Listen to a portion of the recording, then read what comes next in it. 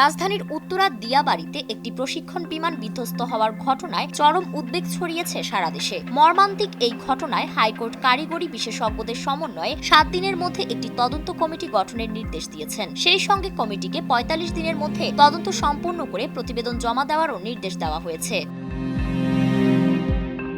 22 জুলাই বিচারপতি ফাহমিদা কাদের ও বিচারপতি Syed Zahed মনসুরের high court bench এক রিট আবেদনের প্রাথমিক শুনানি নিয়ে এই রুল সহ গুরুত্বপূর্ণ কয়েকটি নির্দেশনা দেন। রুলে দুর্ঘটনার কারণ অনুসন্ধানে পেশাগত দক্ষতা সম্পন্ন ব্যক্তিদের নিয়ে নিরপেক্ষ ও পুঙ্খানুপুঙ্খ তদন্ত নিশ্চিত করার কথা বলা হয়েছে।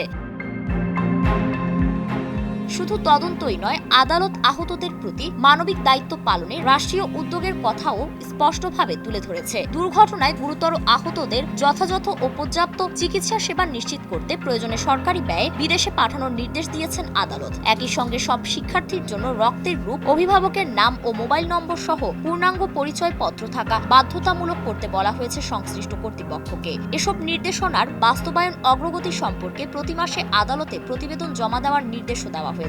এদিকে আইএসপিআর এর তথ্য অনুযায়ী এই ভয়াবহ ঘটনায় 22 জুলাই দুপুর 12টা পর্যন্ত নিহতের সংখ্যা দাঁড়িয়েছে 31 জনে। আহত হয়েছেন অন্তত 165 জন।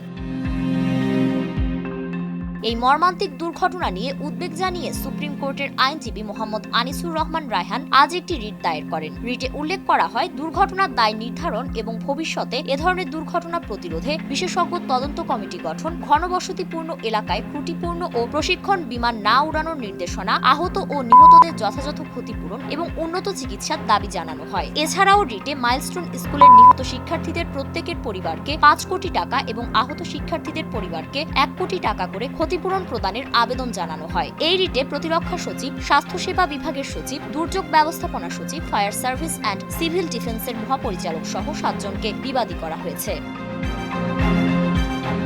ফারিন রহমান প্রীতি, নয়া দিগন্ত।